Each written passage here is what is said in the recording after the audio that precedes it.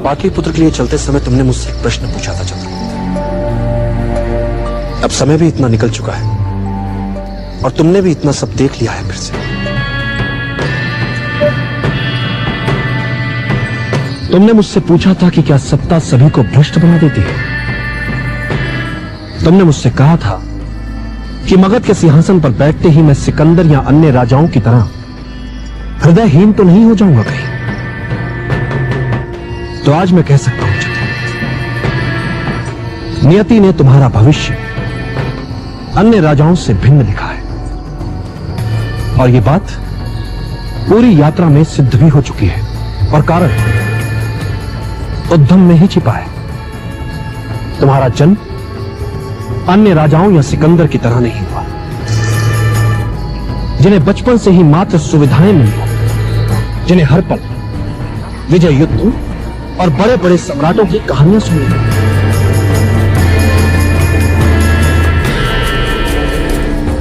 अब तो एक निर्धन परिवार में जन्मे, एक ऐसा परिवार जो कुचला गया, जिसने सदा सहा दुख अपमान यातना सब कुछ सहा। और चंद्रगुप्त, जिसे ये सब कुछ याद रह जाता है, अपनों का दुख, अपनों की यातना, अपनों की असहायता, अपनों की निर्धनता, चाहे वो कितने ही बड़े सिंहासन पर क्यों न बैठ जाए, अपनी जनता के प्रति कभी हृदयहीन नहीं होता। वो राजा कभी अमानवीय नहीं होता। वो राजा अपनी सत्ता के मद से कभी भ्रष्ट नहीं होता, क्योंकि जिसने निर्धनता भोग ली, देख ली, वो अपनी जनता की हर विवशता को समझ ले, बिन बताए ही समझ लेगा वो अपनी प्रजा के दुख। इसीलिए सत्ता भी उसे भ्रष्ट नहीं बना सकती। फिर वो अपनी निजी महत्वाकांक्षाओं को पूरा करने के लिए नहीं जिएगा, वरन अपनी सत्ता और शक्ति का उपयोग अपने जैसे गरीबों के जीवन बदलने के लिए, साधारण जन के लिए असाधारण दुनिया का निर्माण करने के सत्य देखता है, क्योंकि उसके मन में गरीबों के लिए दर्द होता है।